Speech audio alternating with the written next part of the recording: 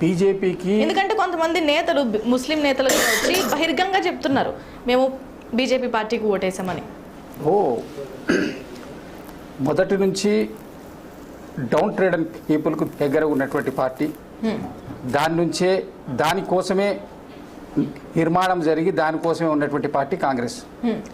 కాంగ్రెస్ భావజాలం అదే, అది continuation down trade and people కోసం మాత్రమే పనిచేస్తుంది.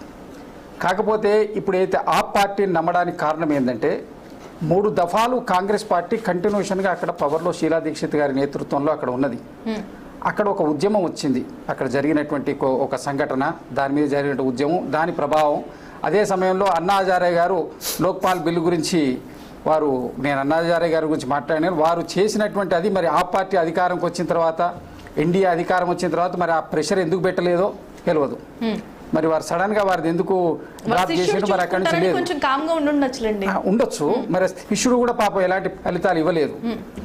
ఆ లోక్పాల్ను తేవాలని చెప్పి వారు చేసినటువంటి దీక్ష కానివ్వండి, ఆ తర్వాత జరిగిన పరిణామాల్లో లేదు. ఆ పార్టీ కూడా మామూలు రాజకీయ పార్టీ అనేది ప్రజలకు కన్విన్స్ అయ్యి, ఇప్పుడు భారతీయ జనతా పార్టీ కేంద్రంలో ఉండి ఇక 2 చోట్ల అధికారం ఉండడం అవసరం అనేది అయితే వీరు వేణుగారు చెప్తున్నారో, ఢిల్లీ మొదటి నుంచి అగ్నెస్టే ఉంది.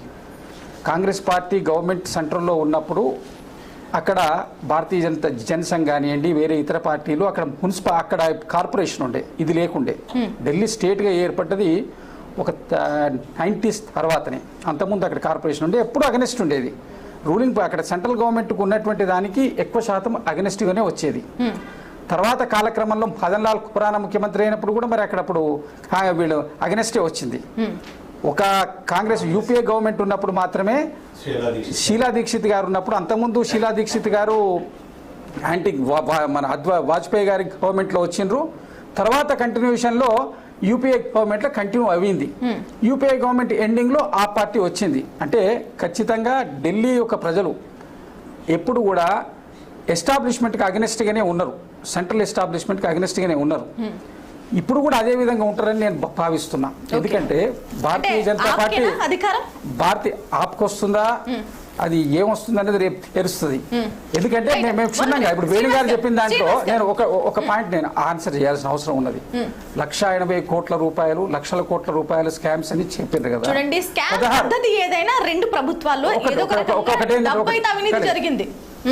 ఎన్డీఏ ప్రభుత్వంలో 16 లక్షల కోట్ల రూపాయల వేవర్స్ ఇచ్చిండ్రు. వేవర్స్ 16 లక్షల కోట్ల రూపాయల వేవర్స్ ఇచ్చిండ్రు. పెట్రోలియం ప్రొడక్ట్స్ను హైయెస్ట్ ట్యాక్స్ తీసుకుంటూ ఇంటర్నేషనల్ మార్కెట్లో క్రూడ్ ఆయిల్ ధర తక్కువ, సామాన్యుడి మీద భారం వేసి విపరీతంగా మోస్తే మొన్న అప్కి బార్ 400 పార్ అంటే అది 400 పార్ కాకపోయే వరకు వాళ్ళు ఏం చేసిందంటే ఇప్పుడు ఈసారి సామాన్యుడిని ఆలోచించకపోతే ఇక మనను వీళ్ళు మర్చిపోతారని చెప్పి సామాన్యుడి వైపు ఆలోచించడం మొదలుపెట్టారు. రెండోది 12 లక్షల రూపాయల ట్యాక్స్ వే వరకు ఎప్పటి నుంచి అండి 12-13 ఏళ్ల నుంచి ఉన్నటువంటి డిమాండ్ ఇది.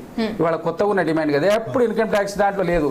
ఇక నిర్మలా సీతారామన్ గారి వారి యొక్క ఆర్థిక మంత్రి గారు పాపం అమ్ముకున్న ఓల్డ్ వెహికల్స్ అమ్ముకున్నా కూడా దానికి 17% ట్యాక్స్ కట్టాలని చెప్పి ఆమె పెట్టింది. అది చర్చ మనకు అంశం, ఇది మన డిబేట్ పాయింట్ కాదు. కాబట్టి సామాన్యుడికి మొన్న బడ్జెట్లో కూడా ఒరిగింది ఏమి లేదు.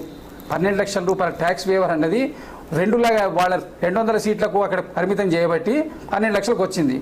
ఒకసారి అధికారం తీసేస్తే సామాన్యుడికి ఆ వారం కూడా పోతుంది. కాకపోతే అది నెక్స్ట్ ఛాన్స్ అదే ఉంటుంది.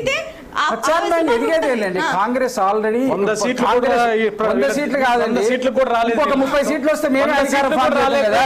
ఇంకో 30 సీట్లు వస్తే మేమే ఫామ్ చేయలేదు. మరి మీరే చంద్రబాబు నితీష్ కుమార్ పక్క పెట్టి ఫామ్ చేయండి. సరిపెట్టాం మమ్మల్ని 400 కాదు, 2 సీట్లతో స్టార్ట్ అయ్యారు. సింగిల్ డిజిట్ తోటే స్టార్ట్ అయ్యింది జర్నీ. మేము అప్ అండ్ డౌన్స్ ఉంటాయండి. జనతా గ్రాఫ్ అనేది హక్కు కానీ మాట్లాడే అసలు కాంగ్రెస్ పార్టీకి, అసలు భారతీయ జనతా పార్టీకి సామాన్యుల గురించి మాట్లాడేటువంటి కనీస స్థాయి లేదండి. కేవలం కార్పొరేట్ పార్టీ అది. సామాన్యుడు ప్రధానిగా ఉన్న కార్పొరేట్ పార్టీ అది, అంతే తప్ప దానివల్ల పేరుతో ఈ రోజు 100% 6 గ్యారెంటీలు ఇస్తున్నాం. 7 లక్షల కోట్లు బీఆర్ఎస్ పార్టీ అప్పు చేసిపోతే వచ్చిన సంవత్సరానికి యనుమల రేవంత్ రెడ్డి గారు 2 లక్షల కోట్లు అప్పు చేసిండు. 2 లక్షల కోట్ల 50,000 కోట్ల ఇప్పుడు ఎకనామీ దాంట్లో క్లియర్ గా చెప్తా. మీరు 6 గ్యారెంటీలు మీరు 100% అమలు చేస్తున్నారు. టాపిక్ మళ్ళీ మాట్లాడదాం. 200 రోజులు లేదంటే 1 year 2 years కంప్లీట్ అయిన తర్వాత మాట్లాడదాం. అప్పుడు రాము గారు, రైట్. ఇప్పుడు మీరు యమునా నదిని క్లీన్ చేస్తామన్నారు, వాయు కాలుష్యం తగ్గిస్తామన్నారు, రకరకాల హామీలు ఇచ్చారు. కొన్ని చేశారు, కొన్ని చేయలేదు. సో ఆ ఇంపాక్ట్ ఉండదా? ఇంకొకటి మీరు సీరియస్ క్లెయిమ్ ఏంటంటే యమునా నదిలో బీహార్ వాళ్ళు విషం కలుపుతున్నారు. బీహార్ కాదు, హర్యానా. సో నేను అంటే మీరు ఎఫెక్ట్ అంటున్నారు, మేము ఇచ్చిన హామీలలో మ్యాక్సిమం హామీలని ప్రజలకి హామీలను నెరవేర్చగలిగినాం అనేది ఉంది. సో రెండు, అక్కడ కేంద్రపాలిత ప్రాంతం. ఆ కేంద్రపాలిత ప్రాంతంలో మళ్ళీ బీజేపీకి సంబంధించిన లెఫ్టినెంట్ గవర్నరే ఉంటాడు. అరవింద్ కేజ్రీవాల్ ఏం చేయాలనుకున్నా, ఏం చేయనియొద్దనుకున్నా అక్కడి నుంచి బాస్ ఇన్ఫర్మేషన్ ఇస్తాడు, ఇక్కడి నుంచి బాస్ సంతకాలు పెట్టారు. సో అటువంటి పరిస్థితుల్లో ఈరోజు ఢిల్లీ ఉంది.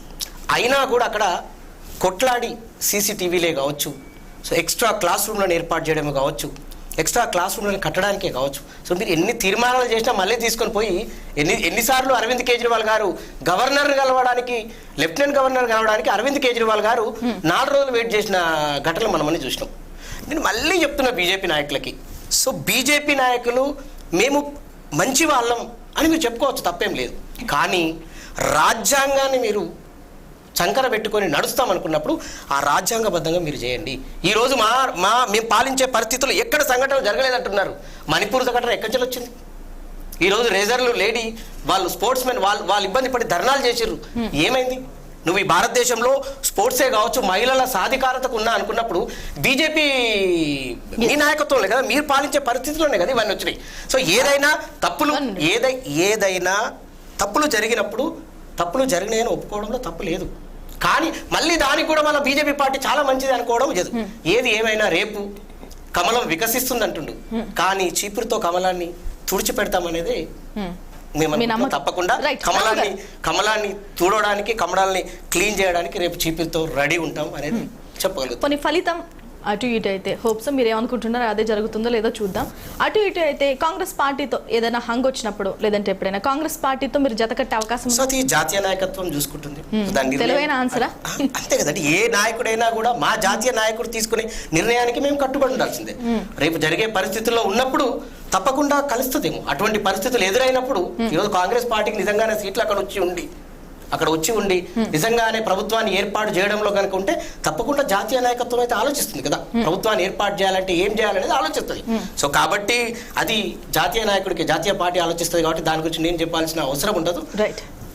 కాంగ్రెస్ పార్టీ విల్లింగ్ గా ఉంటుందా హంగ్ వస్తే ఆప్తో కలవడానికి?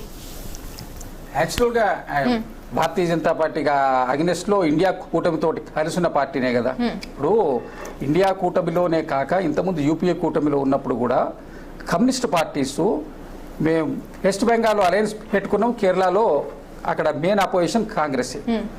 కొన్ని ఉంటాయి, ఇప్పుడు కొన్ని ఏదైతే ఇప్పుడు ఎన్నికలు జరిగిపోయింది కాబట్టి ఒక్కో దగ్గర అవకాశం ఉంటే అగెనెస్ట్ మాకున్నటువంటి భావ సారూప్యం కొద్ది గొప్ప కలిసి ఉన్నటువంటి పార్టీస్ తోటి కలిసి ఫామ్ చేస్తారు. దానికి అదేం ఉండదు. ఎందుకంటే దాన్ని ఎవరు కూడా వ్యతిరేకించరు, ఎవరు కాదన్నారు. మిగిలిన పార్టీస్కి ఎవరికి వచ్చినా ఆప్కే మద్దతు ఇస్తారు. ఎవరు భారతీయ జనతా పార్టీ వస్తే భారతీయ జనతా పార్టీ వైపు అయితే వెళ్ళదు. కాంగ్రెస్ కు పూర్తిగా వ్యతిరేకమైనటువంటి పార్టీ కదా. మీ పార్టీ వెళ్ళకపోవచ్చు, కానీ మీ ఎమ్మెల్యేలు వెళ్ళొచ్చుగా. ఇప్పటికే లాబింగ్ స్టార్ట్ చేసింది. ఎమ్మెల్యేలు కూడా వెళ్ళరు. ఒక్కొక్క ఎమ్మెల్యేకి 15 కోట్లు ఆఫర్ చేస్తుంది బీజేపీ. అంటే ఇప్పుడు వాళ్ళ హంగ్ వస్తాయని అయితే వాళ్ళు భావిస్తున్నట్టే కదా. హంగ్ వస్తాయంటే కాంగ్రెస్ పార్టీకి సీట్లు వస్తాయని ఇప్పుడు ఉన్నటువంటి అనాలిసిస్ ఒప్పుకుంటున్నట్టే కదా. రైట్. వేణుగారు చెప్పాలి దానికి సమాధానం. వేణుగారు, ఏంటి ఇప్పటికే లాబింగ్ స్టార్ట్ చేశారా? ఏం అవసరం లేదు మేడం. 100% మెజారిటీతో రేపొద్దున కమలం పార్టీ పూర్తి మెజారిటీతో ఢిల్లీలో 70 సీట్లు ఉన్నటువంటి వాటిలో మెజారిటీకి సంబంధించినటువంటి మేము గెలవబోతున్నాం. మీరు ఎగ్జిట్ పోల్స్తో కానీ నేను వాటిని విభేదించను, అనుకూలించను. నేను ఎగ్జిట్ పోల్స్లో మహారాష్ట్ర అప్పుడు కూడా ఇంతకుముందు వేరే న్యూస్ ఛానల్ రాజ్ న్యూస్లో కూర్చున్నప్పుడు కూడా ఇట్లాగే చెప్పాను.